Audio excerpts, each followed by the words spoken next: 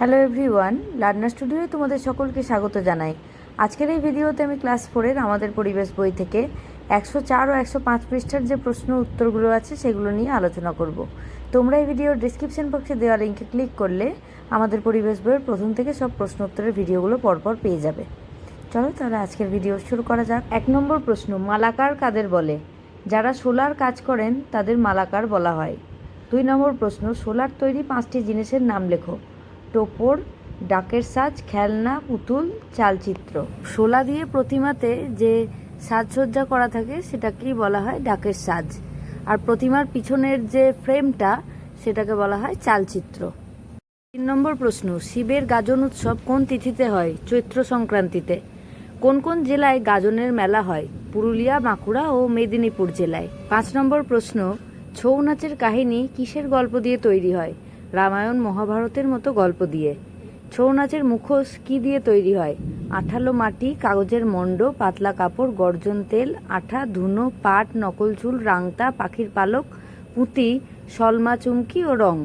এরপর 7 নম্বর প্রশ্ন, ছৌ নাচ কোন জেলার বিখ্যাত? পুরুলিয়া। এরপর 8 নম্বর প্রশ্ন, টিকা লেখো। ছৌ নাচের মুখোশ বা মুখোশ। মুখোশ হলো মুখের ওপর পরার একটি কৃত্রিম আবরণ। ছৌ নাচে মুখোশ পরতেই হয়। যদি ছৌ নাচের মুখোশ আসে তবেই এই লাইনটা দেবে, ছৌ নাচে মুখোশ পরতেই হয়। আর যদি শুধু মুখোশ আসে টিকা লেখো তাহলে এই লাইনটা দেওয়ার দরকার নেই। খুব সামান্য জিনিস দিয়ে এগুলো তৈরি হয়। আঠালো মাটি, কাগজের মণ্ড, পাতলা কাপড়, গর্জন তেল, আঠা, ধুনো, পাট, নকল চুল, পাখির পালক, রাংতা, পুঁতি, সলমা চুমকি ও রং ব্যবহার করা হয়। 9 নম্বর প্রশ্ন, তাঁত শাড়ি কোন জেলার বিখ্যাত? নদিয়া জেলার ফুলিয়া। 10 নম্বর প্রশ্ন, বাঁকুড়ার বিষ্ণুপুর কোন শাড়ির জন্য বিখ্যাত? বিষ্ণুপুরি সিল্ক। 11 নম্বর প্রশ্ন, ধাতু কি?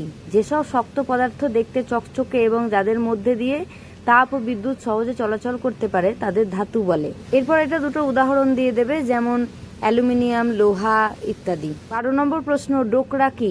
বাঁকুড়া ও বর্ধমানের মতো অনেক জেলায় কিছু লোক মৌমোম আর ধুনোর ছাঁচে গলানো পিতল ঢেলে নানান ধরনের মূর্তি তৈরি করেন।